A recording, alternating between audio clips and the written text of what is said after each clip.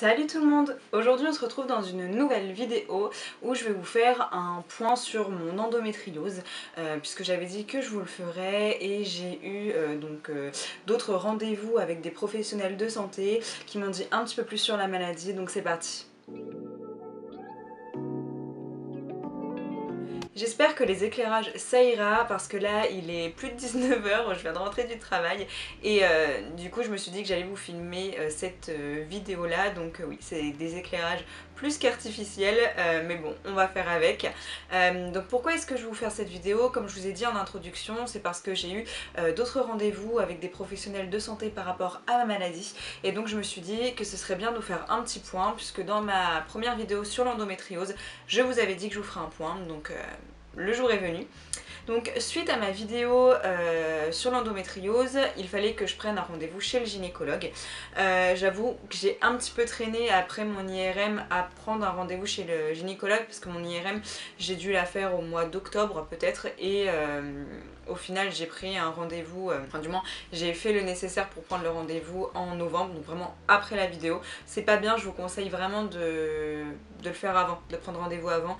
N'ayez pas peur si jamais je peux vous dire ça parce que moi pour le coup j'avais peur et il faut pas. Il faut se soigner et il faut aller voir les professionnels de santé et donc surtout le gynécologue. Donc je vous dirais que la prise de rendez-vous elle a été assez longue en plus, donc vraiment pensez à le faire assez rapidement. Et moi j'ai la chance entre guillemets d'avoir un service spécialisé sur l'endométriose à Rouen en fait, donc qui est près de chez moi. Donc sur la ville de Rouen, on a vraiment un service d'endométriose qui est vraiment pas mal, où ils font des recherches et tout ça. Donc j'ai pris contact en fait avec le CHU directement pour pouvoir savoir s'ils pouvaient me prendre en rendez-vous. Sauf qu'il faut envoyer un mail avec vraiment donc du coup les résultats de l'IRM et la lettre de mon médecin. Enfin moi il y avait la lettre de mon médecin, je vous conseille d'avoir une lettre de votre médecin pour pouvoir prendre rendez-vous chez un gynécologue, ça ira je pense beaucoup plus vite de toute façon. Donc j'ai envoyé mon mail le 11 novembre donc 2020 et j'ai pas eu de retour tout de suite, une semaine après avoir envoyé mon mail, donc on va dire là c'était le 17 je crois, je regarde en bas parce que juste je me suis noté les dates parce que je trouvais ça important et même pour moi au moins je peux me repérer dans le temps. Donc le 17 novembre j'avais toujours pas de retour d'appel par rapport au mail, donc j'avouerai que je me suis dit que c'était pas normal, donc j'ai préféré appeler directement et ils m'ont dit qu'ils pouvaient pas me donner de rendez-vous tout de suite parce que enfin ils m'ont dit, c'est la dame que j'ai eu au téléphone qui m'a dit qu'elle pouvait pas me donner de rendez-vous tout de suite parce qu'en fait ils s'occupaient des dossiers qu'ils avaient reçus en juillet. Donc moi je me suis dit waouh, ils s'occupent des dossiers de juillet, enfin vraiment ça va durer super longtemps, surtout qu'elle me dit en plus si jamais on vous appelle rapidement c'est sûrement que ce sera urgent et que votre endométriose est importante. Donc je raccroche, je vous avouerai que elle m'a dit ça, je me suis dit wow, je vais jamais avoir de rendez-vous. Dans ma tête je me suis dit pour moi c'est pas une endométriose grave donc je vais pas avoir de rendez-vous avant je sais pas combien de temps et du coup j'étais un petit peu blasée, je vous avouerai, j'étais pas dans un bon mood, j'étais pas... J'ai eu un petit coup de blues en fait après cet appel, mais je me suis dit bon écoute Mélina c'est pas grave, essaye de prendre rendez-vous avec quelqu'un d'autre tout simplement, avec une autre gynécologue. Donc ce que j'ai fait c'est que j'ai appelé d'autres services gynécologiques, donc vraiment avec des personnes qui étaient à leur compte je pense, enfin bref des indépendants on va dire, pas rattachés à un CHU ou à un hôpital. Et au final à chaque fois personne ne prenait de nouveaux clients, enfin de nouveaux patients, donc je savais pas trop comment faire. Au final cette journée là elle était pas super bonne je vous avouerai, j'étais un petit peu blasée et j'avais toujours pas de rendez-vous. Et surtout que je leur disais que c'était par rapport à l'endométriose, que ça m'inquiétait, que je voulais voir un gynécologue pour en savoir un petit peu plus, mais peu importe en fait, ils prenaient pas de nouveaux clients, donc dès lors où ils prennent pas de nouveaux clients, qu'on ait l'endométriose ou pas, ils nous prennent pas. Enfin bref, du coup je me dis que c'est pas grave, que je vais patienter, que je vais attendre l'appel du CHU, donc du coup de Rouen. Et je me suis dit c'est pas grave, je m'attendais pas du tout à avoir un appel rapide. Et au final, le 23 novembre, j'ai un appel du CHU pour me fixer un rendez-vous le 12 décembre donc 2020. Donc ce que j'ai pensé, c'est qu'au final, la prise de rendez-vous elle était assez rapide, hein, si on voit vraiment dans le temps ce que ça a donné. Mais pour le coup, je vous avoue que j'étais vraiment très stressée parce que par rapport à ce que la dame m'avait dit une semaine avant, même pas une semaine pour le coup, mais que si jamais il m'appelait assez rapidement, c'est que du coup ce serait une endométriose assez grave, du moins assez importante, et que ce serait urgent, qu'il faudrait que je voie une gynécologue. Donc comment vous dire que j'étais vraiment en stress, je paniquais, très sincèrement, j'étais vraiment en panique en fait, j'avais vraiment très peur. Et pour le coup elle a pas été très intelligente cette dame là, désolée hein, mais c'est vrai que ça m'a vraiment beaucoup stressée, alors que, bon, je vous explique après, mais c'est vrai que si jamais on vous dit ça, essayez vraiment de prendre le positif et de vous dire que si jamais on vous appelle plus tôt, que c'est juste parce qu'il y a une place qui s'est libérée. Parce que moi je vous dis, j'étais en stress complet, tout le monde me disait mais t'inquiète pas Mélina, c'est parce que voilà, il y a sûrement une place qui s'est libérée et donc du coup ils t'ont mis en avant.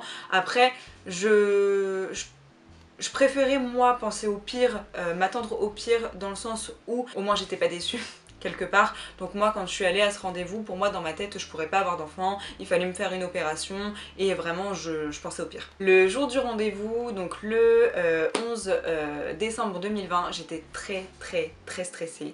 J'ai super mal dormi la nuit, je me suis levée super tôt.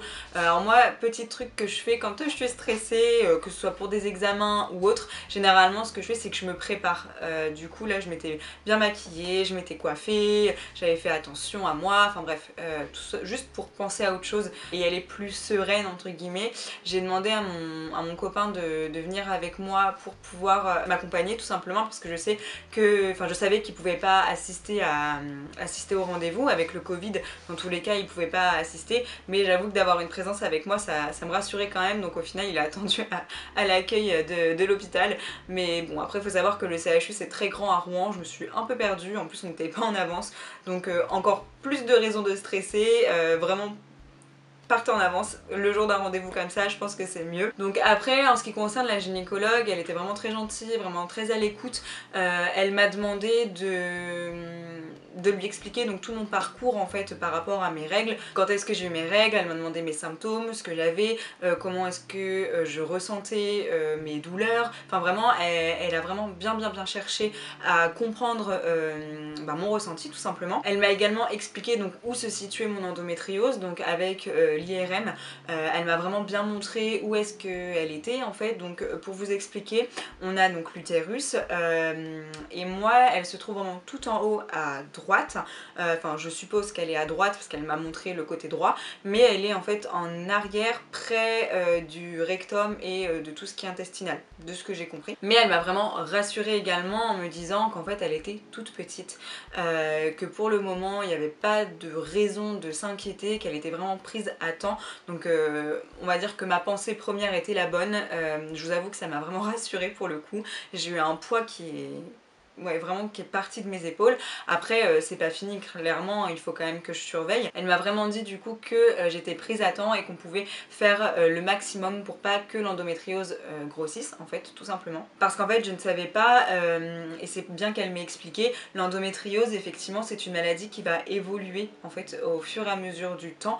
C'est pour ça qu'il faut qu'elle soit prise à temps, parce qu'à chaque cycle menstruel elle grossit en fait, puisque l'endométriose fait partie de l'endomètre en fait, c'est une partie de l'endomètre qui est venue se loger sur une autre paroi de l'utérus en fait.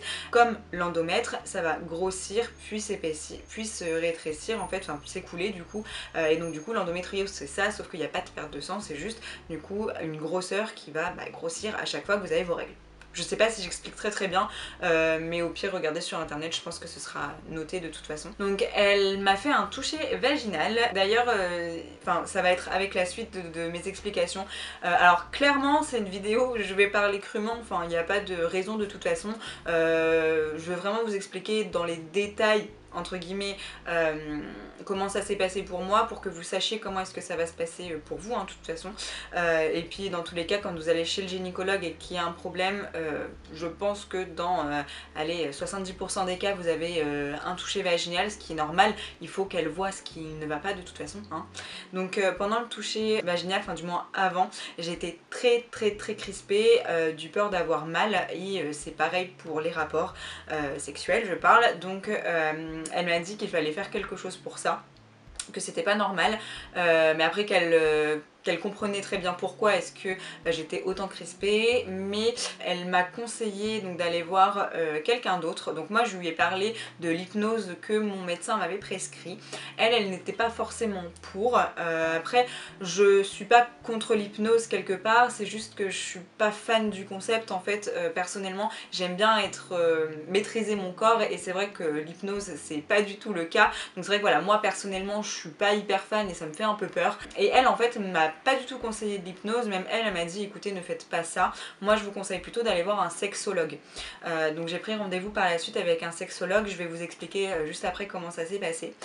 Donc je vous avoue que je savais pas trop à quoi m'attendre par rapport au sexologue, mais écoutez, moi j'ai écouté, enfin c'est elle la professionnelle, donc je l'ai écoutée et j'ai pris un rendez-vous. Et ce qu'elle a fait également, c'est qu'elle m'a prescrit une nouvelle pilule qui va vraiment être adaptée à ma problématique et à l'endométriose. D'ailleurs je ne sais plus comment elle s'appelle, je voulais la prendre pour vous la montrer mais je l'ai oubliée, donc tant pis. Mais c'est une pilule justement en continu pour éviter d'avoir mes règles et que l'endométriose grossisse. Elle m'a également conseillé de surveiller donc mes symptômes bien sûr, donc si j'en avais plus c'était bien et c'est que la pilule me correspond, et que si jamais je continue à avoir des symptômes et que j'avais toujours mal et que voilà, il fallait que je retourne la voir pour qu'on puisse faire d'autres analyses et voilà, et si jamais ça continue, qu'on me l'enlève tout simplement en fait et que je passe par une opération. Elle m'a demandé également si je comptais avoir des enfants rapidement, donc je lui ai dit que c'était pas tout de suite un souhait, hein, et du coup elle m'a, voilà, je pense qu'elle a pas pris du coup la chose plus à cœur que ça, mais elle m'a dit que je pourrais avoir des enfants, du moins si elle restait aussi petite entre guillemets, qu'il n'y aurait pas de problème. Alors je veux bien spécifier que la douleur que vous avez pendant vos règles, quand vous avez l'endométriose, la douleur ne veut absolument pas dire qu'elle est grosse ou qu'elle est petite. Ça c'est propre à chacun. Comme je vous ai dit dans ma première vidéo, moi j'ai pas forcément mal pendant mes règles, j'ai une très grosse gêne, mais c'est pas forcément de la douleur, après tout est subjectif et relatif, hein. Moi c'est plus pendant mes rapports sexuels, et voilà, après chacun a des symptômes différents, voilà, chacun vit la chose différemment, mais moi c'était mes symptômes tout simplement. Donc une fois que je suis sortie de chez le gynécologue, j'ai pris directement rendez-vous pour un sexologue, enfin pour voir un sexologue, et du coup j'ai eu rendez-vous vraiment très peu de temps après, puisque le 30 décembre j'ai eu mon rendez-vous.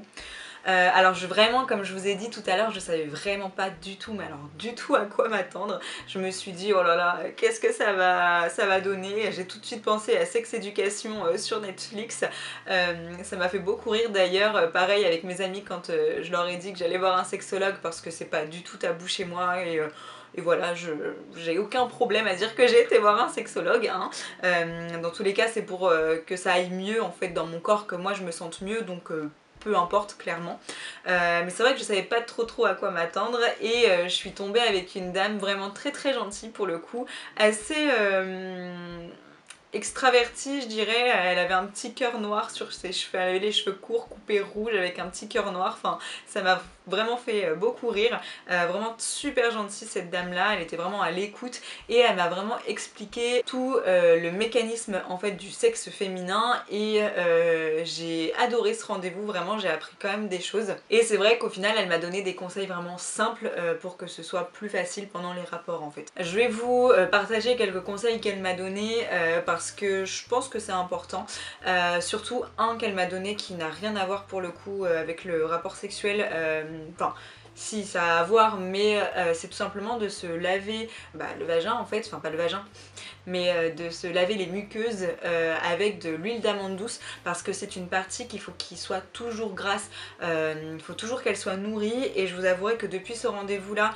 je le fais, et c'est vrai que je sens déjà que c'est beaucoup plus confortable, donc pour le coup je vous le conseille très sincèrement. C'est juste de l'huile d'amande douce classique, hein. Vous pouvez prendre de l'huile pour bébé d'amande douce ou vous pouvez l'acheter, enfin peu importe. C'est vraiment un très bon conseil qu'elle m'a donné, et voilà, je vous le recommande. Ensuite elle m'a conseillé d'utiliser du lubrifiant, je pense que ça vous vous en doutez de toute façon, hein. Donc je pense que c'est quand même important de vous le dire parce que pas tout le monde en utilise, et pour le coup ça peut vraiment être plus facile. Donc si vous avez des douleurs pendant vos rapports sexuels, vraiment utilisez du lubrifiant. Par contre n'utilisez pas n'importe quoi, utilisez vraiment une bonne marque, ou sinon tout simplement, je sais que mon médecin, moi pour le coup, m'avait conseillé de l'huile de coco. C'est super naturel, il n'y a aucun danger avec l'huile de coco, donc n'hésitez pas à prendre ça si jamais vous n'avez pas d'argent pour vous acheter du lubrifiant, parce qu'il faut dire que c'est cher quand même, ou tout simplement que vous n'avez pas envie de dépenser de l'argent dans ça. L'huile de coco c'est vraiment très très bien. Et en fait pendant qu'elle m'expliquait tout le mécanisme en fait donc du clito par rapport au vagin, enfin bref, elle m'a vraiment tout montré par rapport à une petite vidéo imagée. Elle a vraiment très très bien expliqué, et pour le coup j'ai vraiment appris des choses, parce que même si j'ai fait de l'esthétique et que je suis censée avoir fait de la biologie et connaître le corps humain, c'est vrai que cette partie là, au final on s'y intéresse pas trop, et c'est ce qu'elle me disait, au final c'est les gens sportifs ou esthéticiennes ou bref qui s'intéressent le moins au final à ce genre de choses alors qu'on est dedans. Donc c'est vrai que c'était, je trouve, très intéressant, et elle m'a expliqué que donc le clito était un organe en fait, il n'était pas juste au niveau du bout, enfin bref, elle m'a vraiment expliqué que tout était relié, et qu'il y avait vraiment une barrière de muscles devant, si je peux expliquer ça comme ça, et qu'en fait c'est ça qui se crispe du coup quand on a peur d'avoir un rapport sexuel, et du coup elle m'a conseillé d'utiliser un sextoys pour le coup, voilà, un vibromassant, pour pouvoir décontracter le muscle.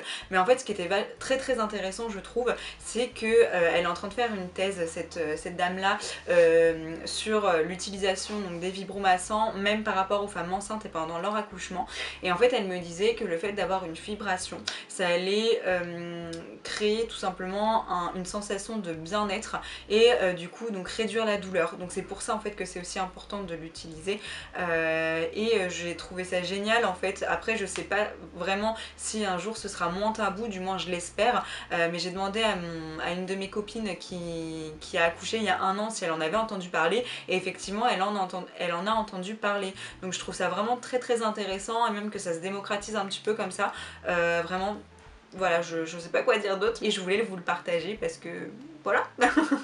Après il faut savoir que pendant le rendez-vous elle m'a aussi demandé vraiment tout mon parcours sexuel, donc de ma première fois à même quand j'étais petite, vraiment tout, que ce soit personnel ou avec un compagnon, enfin bref elle m'a vraiment demandé de A à Z de lui expliquer, de comment ça se passait avec mon conjoint, enfin vraiment c'était de A à Z. Il faut pas être pudique pour le coup, après c'est une professionnelle, hein, elle sait ce qu'elle fait, donc moi je me suis livrée très sincèrement, et pour le coup bon je vous dirai pas si ça va mieux, voilà ce que je fais, hein.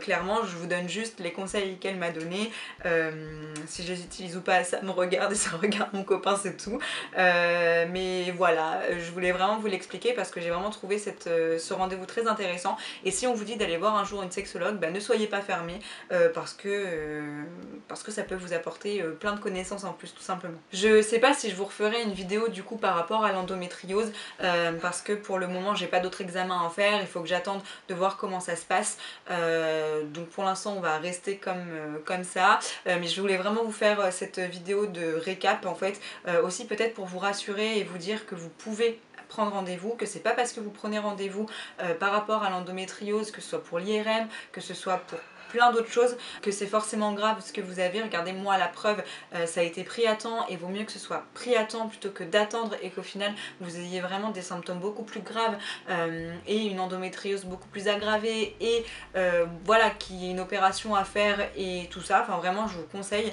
Je vous remercie également pour vos retours que vous avez eu par rapport à ma première vidéo, ça m'a vraiment beaucoup touchée, j'ai reçu énormément de messages de soutien, et de personnes aussi qui n'osaient pas prendre rendez-vous, rendez-vous, je vous ai poussé vraiment à prendre rendez-vous, j'espère que vous avez pris rendez-vous vraiment.